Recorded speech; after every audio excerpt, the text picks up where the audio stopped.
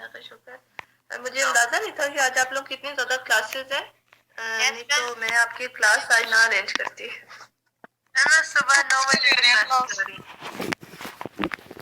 Sorry, मुझे बिल्कुल भी अंदाजा नहीं था। वो तो मैंने टाइम टेबल आपका चेक किया, मतलब ग्रुप में जो मैसेजेस थे तो मुझे पता चला कितनी ज्यादा क्लासेस हैं आपके।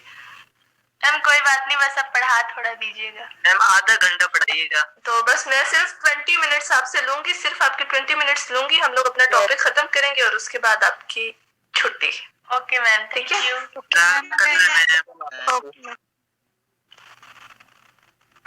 तो कल हम लोग कर रहे थे कॉन्स्टिट्यूशन ऑफ 1956। क्लास की स्ट्रेंथ कितनी है? 1 मिनट।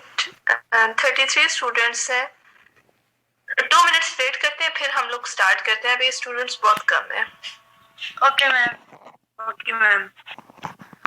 मैम हाँ जी किरण। मैम जो आपने कहा था कि वो प्रेसिडेंट के लिए एटलीस्ट 40 ईयर होने चाहिए, वो अभी भी लिमिट है कि अब कैंसिल हो गई है? नहीं, लिमिट तो है, अभी भी कैंसिल नहीं की गई। लिमिट फिक्स की जाती है, कैंसिल नहीं होती। थोड़ा सा चेंजेस आ जाते हैं बीच में, लेकिन लिमिट है अभी भी। ओहो, 38 स्टूडेंट्स हो गए। अब हम जल्दी जल्दी से स्टार्ट करते हैं। कल ज्यादातर पॉइंट्स मैंने आपके साथ डिस्कस कर लिए थे। थोड़े से पॉइंट्स रह गए थे जो हमने डिस्कस करने हैं। उसमें से एक हमारा फीचर जो है वो है प्राइम मिनिस्टर की अपॉइंटमेंट का, कि प्राइम मिनिस्टर को कैसे सिलेक्ट किया जाए। तो जिस तरह कल मैंने आपको बताया था कि कॉन्स्टिट्यूशन ऑफ 1956 में ज्यादा अथॉरिटी या ज्यादा पावर जो थी, सुप्रीम पावर जो थी, वो किसके पास थी? प्रेसिडेंट के पास थी। लेकिन प्राइम मिनिस्टर को मतलब प्रेसिडेंट को आप ये कह सकते हो कि प्रेसिडेंट को ये किया गया था कि हेड ऑफ स्टेट काउंट किया जाता था, कि मतलब पूरे पाकिस्तान का, पूरी कंट्री का हेड है।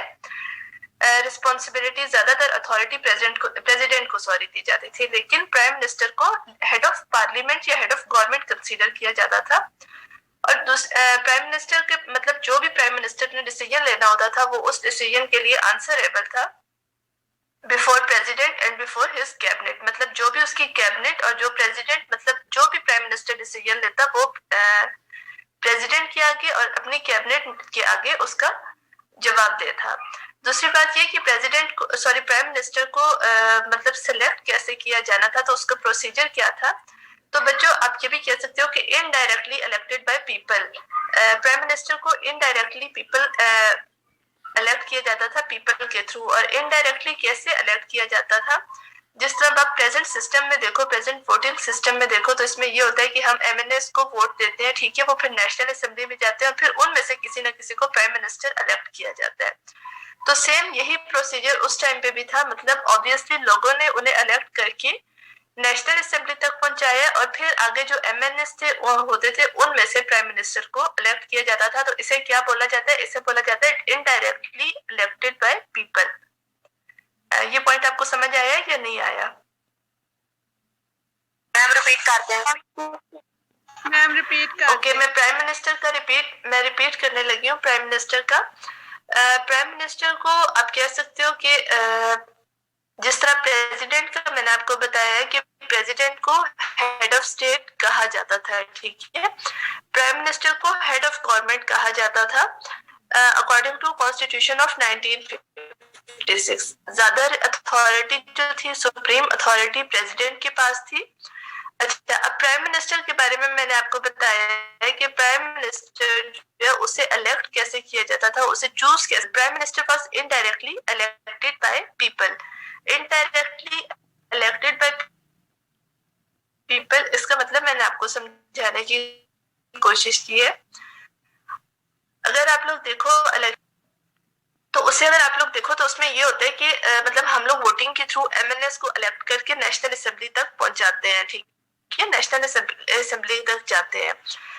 तो अब जो हम लोग जिन एमएनएस को हम लोग इलेक्ट करते हैं, जिन्हें हम वोटिंग के थ्रू नेशनल असेंबली तक मतलब जो पहुंचते हैं, तो उन एमएनएस में से मतलब जो ऐसी पॉलिटिकल पार्टी जिसके एमएनएस ज्यादा तादाद में वहां पे होंगे, मतलब एक लिमिट फिक्स कर दी जाती है, तो उसके अकॉर्डिंगली फिर उन एमएनएज में से एक बंदे को प्राइम मिनिस्टर के तौर पे इलेक्ट किया जाता है। मतलब जो मेंबर्स ऑफ नेशनल असेंबली होते हैं वो ही वोट करते हैं और फिर एक एमएनए को as a prime minister elect किया जाता है।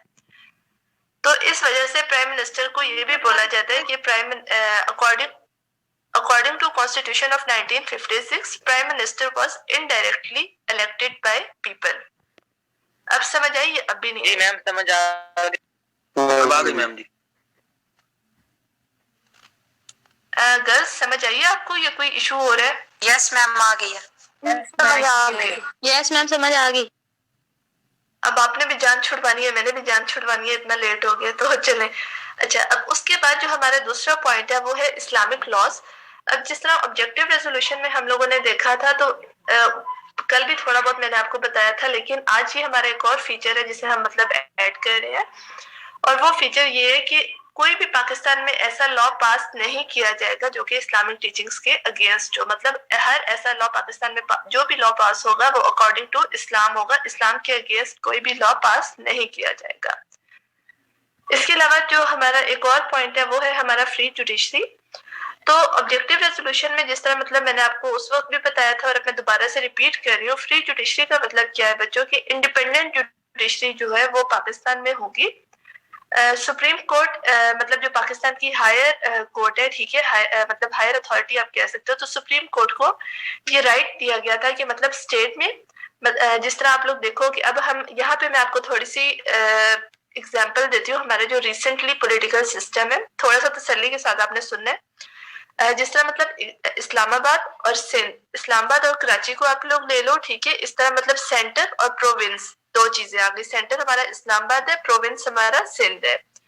तो आप लोग देखते हो कि सिंध में जो गवर्नमेंट है, जो वहाँ की प्रोविंशियल गवर्नमेंट है, वो दोनों गवर्नमेंट्स जो है पीटीआई की गवर्नमेंट और प्रोविंशियल गवर्नमेंट, मतलब फेडरल गवर्नमेंट और प्रोविंशियल गवर्नमेंट, दोनों गवर्नमेंट्स एक दूसरे की अगेंस्ट है, मतलब एक दूसरे को अपोज करती हैं।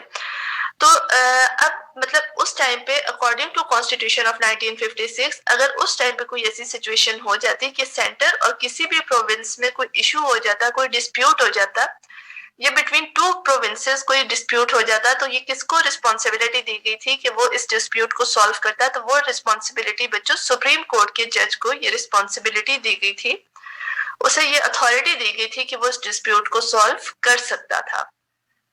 समझ आई या मैं रिपीट करूं इस बात को? आ गई मैम समझ। मैम समझ आ गई है मैम। ओके मैम ये बता दी कि वो सिंध के प्रोविंस में कौन कौन सी, एक प्रोविंशियल थी और दूसरी कौन सी थी जो एक दूसरे के अगेंस्ट? नहीं, वो मैंने आपको एग्जांपल दी है, वो मैंने सिर्फ आपको एक एग्जांपल देने की कोशिश की है कि जिस तरह मतलब अब फेडरल गवर्नमेंट और है और हमारे प्रोविंस में और गवर्नमेंट है, ठीक है। तो इस तरह मतलब ऑपोजिट गवर्नमेंट्स है। मेरा कहने का मतलब ये था कि अगर फेडरल गवर्नमेंट किसी और पॉलिटिकल पार्टी की हो और किसी और प्रोविंस में कोई और पॉलिटिकल पार्टी की गवर्नमेंट हो, प्रोविंशियल गवर्नमेंट हो, तो दोनों गवर्नमेंट्स में अगर कोई क्लैश होता है, कोई डिस्प्यूट होता है फेडरल गवर्नमेंट में और प्रोविंशियल गवर्नमेंट में, या दो प्रोविंशियल गवर्नमेंट्स में, मतलब दो मुख्तलिफ सूबों की गवर्नमेंट्स में अगर कोई डिस्प्यूट होता है, कोई क्लैश होता है, तो सुप्रीम कोर्ट के जज को ये रिस्पॉन्सिबिलिटी दी गई थी, ये अथॉरिटी दी गई थी कि वो इस डिस्प्यूट को सॉल्व कर सकता है, मतलब इन तमाम प्रॉब्लम्स को वो मैनेज कर सकता था। ये मैंने आपको सिर्फ समझाने के लिए एग्जांपल दी थी। जी मैम। बट मैं मौजूदा हालात में कैसा होगा फिर ये सुप्रीम कोर्ट? मौजूदा हालात हम लोग 1973 के जब कॉन्स्टिट्यूशन पढ़ेंगे ना, तब मैं आपको डिटेल में बताऊंगी। अभी हम इसे खत्म करते हैं। Okay ma'am. ओके अब उसके बाद जो मतलब फंडामेंटल राइट्स, एक मिनट क्लास,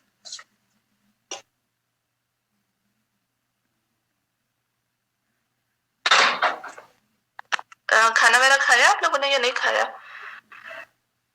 चले खा लिया मैम खा लिया। साथ खा लिया करें, ऑनलाइन क्लासेस में कुछ भी नहीं होता। तो फंडामेंटल राइट्स के बारे में मतलब जिस तरह इसकी मैंने थोड़ी सी आपको पहले भी बताया था, डेफिनेशन बताई थी कि बेसिक राइट्स होते हैं। तो फंडामेंटल राइट्स में यही बात दोबारा से हम रिपीट कर रहे हैं कि जितने भी बेसिक राइट्स हैं, जिनमें फ्रीडम ऑफ मूवमेंट है, फ्रीडम ऑफ स्पीच है, फ्रीडम ऑफ एक्सप्रेशन है, फ्रीडम टू चूज प्रोफेशन, ये डिफरेंट राइट्स जो हैं तो ये राइट्स पाकिस्तान के हर सिटीजन को इक्वली प्रोवाइड किए जाएंगे अकॉर्डिंग टू कॉन्स्टिट्यूशन ऑफ 1973। तो ये बच्चों हमारे कुछ फीचर्स थे जो मैंने आपको आपके साथ शेयर करने थे।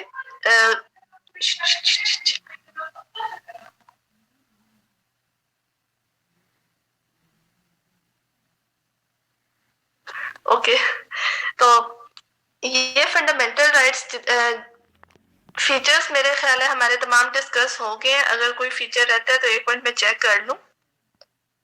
मैम फीचर्स हमारे डिस्कस हो गए जी। आप फ्री जुडिशरी वाला बताइए तो रिपीट करना प्लीज।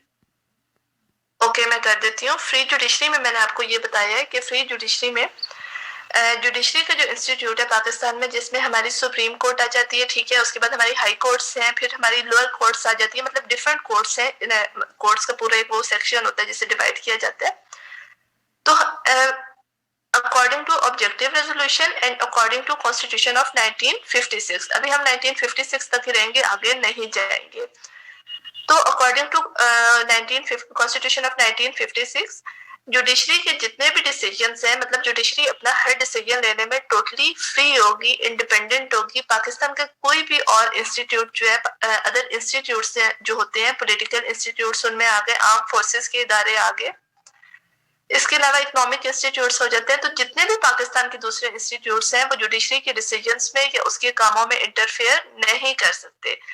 दूसरी बात मैंने आपको ये बताई है कि जिसमें मतलब फेडरल गवर्नमेंट और किसी भी प्रोविंशियल गवर्नमेंट में कोई डिस्प्यूट या क्लैश हो जाता है, इसके अलावा कोई भी ऐसा डिस्प्यूट या क्लैश जो कि डिफरेंट 2 प्रोविंसेस या मोर देन 2 प्रोविंसेस में अगर कोई हो जाता है विद इन पाकिस्तान, तो सुप्रीम कोर्ट के जज के को ये रिस्पॉन्सिबिलिटी दे दी गई थी, ये अथॉरिटी दे दी गई थी। चीफ जस्टिस भी उसे आप बोलते हो, ठीक है, चीफ जस्टिस ऑफ पाकिस्तान को ये अथॉरिटी दे दी गई थी कि वो इस डिस्प्यूट को सॉल्व कर सकता है, इस मसले को हल कर सकता है।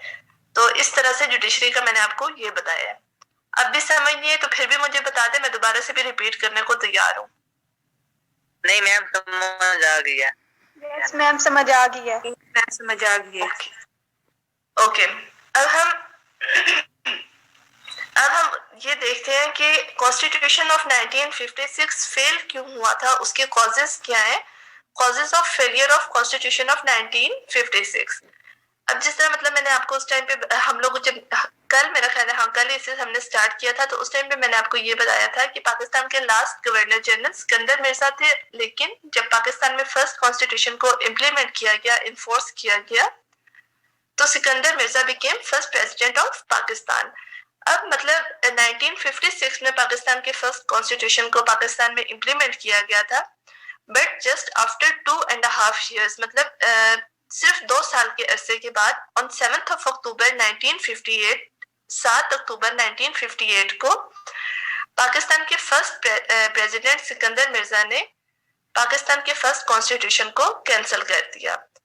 मैं दोबारा से अपनी बात को रिपीट करने लगी हूँ। ऑन 7 अक्टूबर 1958 पाकिस्तान के फर्स्ट प्रेसिडेंट सिकंदर मिर्जा ने पाकिस्तान के फर्स्ट कॉन्स्टिट्यूशन को कैंसिल कर दिया, मतलब उसे खत्म कर दिया, और पाकिस्तान में माशाल्लाह इम्पोज कर दिया गया। But just after 3 weeks later Pakistan के chief of army staff general Ayub Khan ने पाकिस्तान के मतलब जो प्रेसिडेंट थे सिकंदर मिर्जा, उन्हें भी साइड पे कर दिया, मतलब डिपोज कर दिया, और इस तरह पाकिस्तान की जो गवर्नमेंट थी वो किसके पास चली गई, जनरल अयूब खान के पास चली गई। आपको इन बातों की समझ आई है जो मैंने बोली है? मैम नहीं रिपीट कर दें, कंफ्यूज हो गया सब कुछ। ओके, मैं रिपीट कर, एक मिनट चले। मैम 3 weeks लेटर यहाँ मैं अब दोबारा से ना रिपीट करने लगी हूँ। 7 अक्टूबर 1958, ठीक है, मतलब 1956 को पाकिस्तान का पहला कॉन्स्टिट्यूशन पाकिस्तान में इम्प्लीमेंट किया गया था, बट जस्ट आफ्टर 2 years, सिर्फ 2 साल का अरसा गुजरने के बाद 7 अक्टूबर 1958 को पाकिस्तान का पहला कॉन्स्टिट्यूशन कैंसिल कर दिया गया। और वो किसने कैंसिल किया था? पाकिस्तान के फर्स्ट प्रेसिडेंट सिकंदर मिर्जा ने पाकिस्तान के पहले कॉन्स्टिट्यूशन को कैंसिल कर दिया था। ये मेरी पहली बात है जो मैंने आपके साथ की है। मतलब पाकिस्तान के पहले मैं दोबारा से रिपीट कर रही हूँ, पाकिस्तान के पहले कॉन्स्टिट्यूशन को सिकंदर मिर्जा ने सिर्फ 2 साल के अरसे के बाद 7 अक्टूबर 1958 को कैंसिल कर दिया था। अब 7 अक्टूबर 1958 को पाकिस्तान का पहला कॉन्स्टिट्यूशन कैंसिल हो गया। सिकंदर मिर्जा ने पाकिस्तान में मार्शल लॉ इम्पोज कर दिया। चूंकि हम लोगों ने कॉन्स्टिट्यूशन ऑफ 1956 में पढ़ा है कि जब भी स्टेट को कोई प्रॉब्लम हो या कोई स्टेट कोई डेंजर फेस करे, मतलब कोई भी ऐसी सिचुएशन हो जाए जिसमें स्टेट के लिए डेंजर हो, प्रॉब्लम्स हो, तो प्रेसिडेंट ऑफ पाकिस्तान के पास ये राइट था कि वो स्टेट में इमरजेंसी इम्पोज कर सकता था। तो अपने उसी मतलब क्लॉज के अकॉर्डिंगली, उसी फीचर के अकॉर्डिंगली सिकंदर मिर्जा ने पाकिस्तान में मार्शल लॉ इम्पोज कर दिया। लेकिन साथ जब सिकंदर मिर्जा ने पाकिस्तान में मार्शल लॉ इम्पोज किया तो उसके बाद सिर्फ 3 हफ्तों के बाद पाकिस्तान के chief of army staff general Ayub Khan ने सिकंदर मिर्जा को साइड पे करके खुद प्रेसिडेंट की जो सीट थी उस पे आ गए और इस तरह से पाकिस्तान का जो मार्शल लॉ था, फर्स्ट मार्शल लॉ पाकिस्तान में इम्पोज है, जो कि 1962 तक रहा था और फिर 1962 का कॉन्स्टिट्यूशन हमारे पास आया था। तो ये इसका थोड़ा सा था। अब इसमें हम लोग देखते हैं कि कॉजेस क्या थे, क्यों पाकिस्तान के फर्स्ट कॉन्स्टिट्यूशन को कैंसिल किया गया था। मैम तो मार्शल लॉ की डेट कौन सी थी? हाँ जी, 7 अक्टूबर 1950, 7 अक्टूबर 1958 को इमरजेंसी इम्पोज कर दी गई थी। सिकंदर में, एक मिनट बच्चों,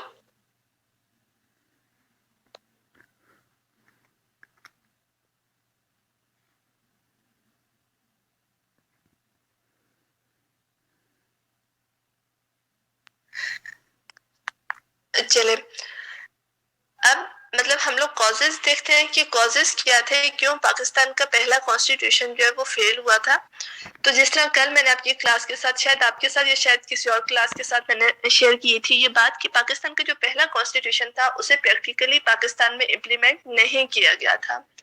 प्रैक्टिकली उसे इम्प्लीमेंट कैसे नहीं किया गया था? क्योंकि इस कॉन्स्टिट्यूशन के अंदर ये बात जरूरी थी कि पाकिस्तान में इलेक्शन करवाए जाते और फिर उन इलेक्शंस के थ्रू सारा मतलब जो पूरा गवर्नमेंट का सिस्टम था वो उसके थ्रू अंडर रन किया जाता, बट इलेक्शन ही नहीं करवाए गए थे। तो इस वजह से आप कह सकते हो कि प्रैक्टिकली कॉन्स्टिट्यूशन ऑफ 1956 को पाकिस्तान में इम्प्लीमेंट नहीं किया गया था। फर्स्ट पॉइंट हमारे पास ये है, ठीक है। उसके बाद सेकेंड पॉइंट जो है बच्चों, वो अगर आप लोग देखो तो उसमें वीक पॉलिटिकल सिस्टम, मतलब या आप ये भी कह सकते हो कि जो हमारा पॉलिटिकल सिस्टम था उस टाइम पे वो बहुत ज्यादा वीक पॉलिटिकल सिस्टम था। मतलब डिफरेंट फ्रॉम 1947 टू 1958, मतलब इतने कम अरसे में पाकिस्तान के 9 प्राइम मिनिस्टर जो थे वो पाकिस्तान में आए थे। तो बेसिकली सबसे बड़ी वजह ये भी आप कह सकते हो कि इस पॉलिटिकल इंस्टेबिलिटी की वजह से पाकिस्तान का जो फर्स्ट कॉन्स्टिट्यूशन था वो सक्सेसफुल नहीं हुआ था, उसे कैंसिल कर दिया गया था। तो जितने भी ये ups and downs political systems में आते रहे थे, जो 9 प्राइम मिनिस्टर जिन्होंने पाकिस्तान में आकर रूल किया था फ्रॉम 1947 टू 1958, तो उसकी सबसे बड़ी वजह ये थी कि पाकिस्तान में पॉलिटिकल स्टेबिलिटी नहीं थी। तो इस वजह से भी कॉन्स्टिट्यूशन ऑफ 1956 को कैंसिल कर दिया गया था। उसके बाद फिर कॉमन इशू जो हम लोग 1947 से फेस कर रहे हैं कि हर पॉलिटिकल पार्टी की उस टाइम पे यही कोशिश थी कि वो पावर को गेन करे। मतलब हर कोई अपने सेल्फ इंटरेस्ट को देख रहा था, कोई भी स्टेट के इंटरेस्ट को नहीं देख रहा था। तो जो पाकिस्तान के उस टाइम पे सर्कमस्टांसेस थे, उन सर्कमस्टांसेस की वजह से पाकिस्तान में इलेक्शंस नहीं हो सके थे। तो एट द एंड पाकिस्तान के फर्स्ट कॉन्स्टिट्यूशन को फेल करना पड़ा था। उसके बाद जिस तरह मतलब मैंने आपको लैंग्वेजेस का बताया था कि पाकिस्तान की नेशनल लैंग्वेजेस, पाकिस्तान की जो पॉलिटिकल, जिस तरह ओके मैं रिपीट कर रही हूँ, मतलब 1956 के कॉन्स्टिट्यूशन को जब पाकिस्तान में इम्प्लीमेंट किया गया था तो उस टाइम पे प्रैक्टिकली मतलब प्रैक्टिकली तो ये होना चाहिए था कि फौरन से ही इलेक्शंस करवा दिए जाते। लेकिन पाकिस्तान की जो पॉलिटिकल पार्टीज थी, उन तमाम पॉलिटिकल पार्टीज का एक ही पर्पस था, और वो उनका पर्पस क्या था कि in order to attain power, मतलब सिर्फ और सिर्फ वो पावर को गेन करना चाहती थी, उन्हें इलेक्शंस में कोई भी इंटरेस्ट नहीं था, मतलब स्टेट से उन्हें इंटरेस्ट नहीं था। अपने इंटरेस्ट को प्रोटेक्ट करने के लिए, अपने मफादात को सामने रखते हुए हर पॉलिटिकल पार्टी की यही कोशिश थी कि पावर उसके पास आए। तो पॉलिटिकल सिचुएशन जो थी पाकिस्तान की, पॉलिटिकल स्टेबिलिटी बिल्कुल भी स्टेट में नहीं थी, मतलब पॉलिटिकल सर्कमस्टांसेस जो थे वो बहुत ज्यादा खराब हो चुके थे। तो इस वजह से पाकिस्तान में ये फर्स्ट कॉन्स्टिट्यूशन को कैंसिल करना पड़ा था, हुआ या कैंसिल हुआ था। उसके बाद जिस तरह मतलब नेशनल लैंग्वेजेस का कल मैंने आपको बताया था कि कॉन्स्टिट्यूशन ऑफ 1956 के अंदर पाकिस्तान में 2 नेशनल लैंग्वेजेस अनाउंस कर दी गई थी। ये पाकिस्तान की 2 नेशनल लैंग्वेजेस होंगी, एक उर्दू और दूसरी बंगाली। अब अगर हम लोग देखें तो ईस्ट बंगाल उस टाइम पे पाकिस्तान का एक प्रोविंस था। अगरचे वेस्ट पाकिस्तान को 1 यूनिट फार्मूला के अंदर मतलब एक ही प्रोविंस बना दिया गया था, लेकिन फिर भी डिफरेंट प्रोविंसेस थे, जिनमें सिंध भी था, केपी के था, बलूचिस्तान, पंजाब। तो अब यहाँ से मतलब प्रोविंसेस की तरफ से इस बात की डिमांड की जा रही थी कि अगर एक प्रोविंशियल लैंग्वेज को नेशनल लैंग्वेज बनाया जा सकते तो दूसरी प्रोविंशियल लैंग्वेजेस को नेशनल लैंग्वेज के तौर पे क्यों नहीं कंसीडर किया जा रहा। तो ये वो बच्चों तमाम बातें थी जिनकी वजह से मतलब कॉन्स्टिट्यूशन ऑफ 1956 को कैंसिल करना पड़ा था और पाकिस्तान में इमरजेंसी को इम्पोज करना पड़ा था, माशाल्लाह पाकिस्तान को फेस करना पड़ा था।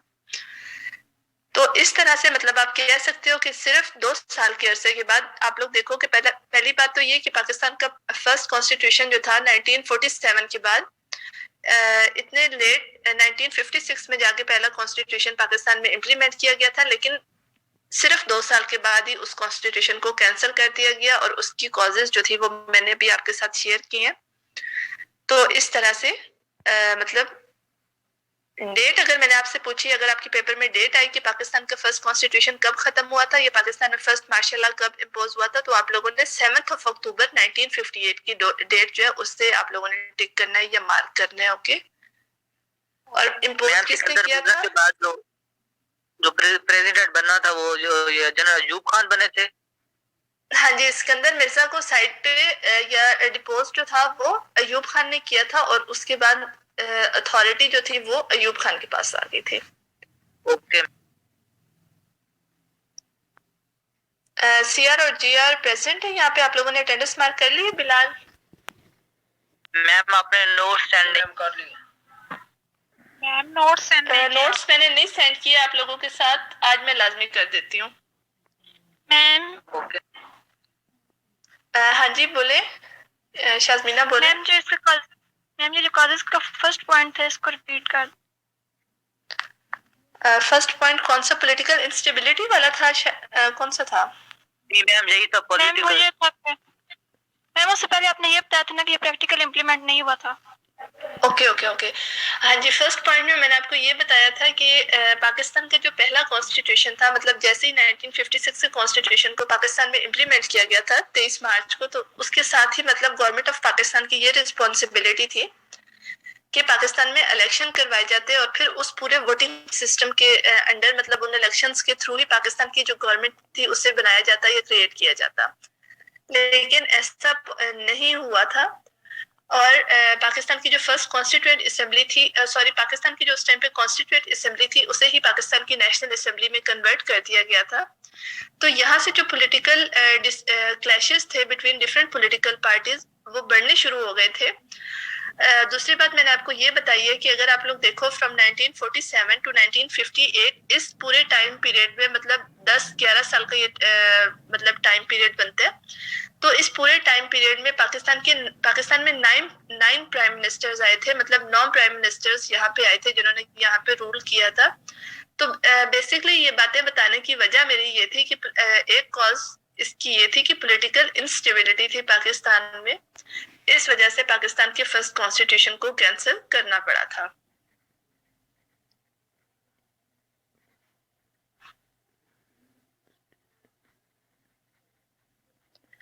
इलेक्शंस नुमान इस वजह से कंपलसरी ऑब्वियसली मतलब गवर्नमेंट सिस्टम के लिए ना, अगर आपके इलेक्शंस आपके स्टेट में अगर इलेक्शंस ही नहीं होते तो आपकी गवर्नमेंट रन कैसे करेगी?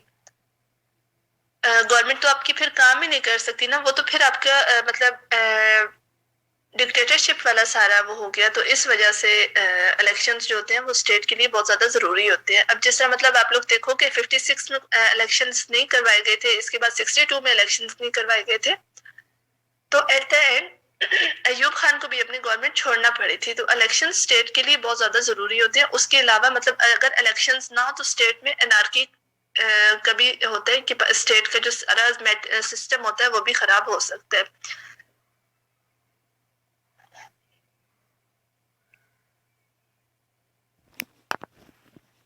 ओके बच्चों, अब क्लियर या कोई प्रॉब्लम? हमारा कॉन्स्टिट्यूशन ऑफ 1956 जो है वो खत्म हो गया, ठीक है। अब हम नेक्स्ट क्लास में हमने इंशाल्लाह ताला कॉन्स्टिट्यूशन ऑफ 1962 को डिस्कस करना है।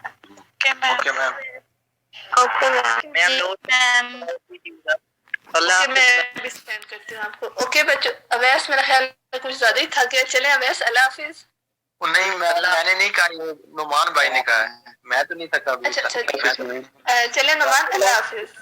मैं तो अल्लाह हाफिज बच्चों। अल्लाह हाफिज मैम।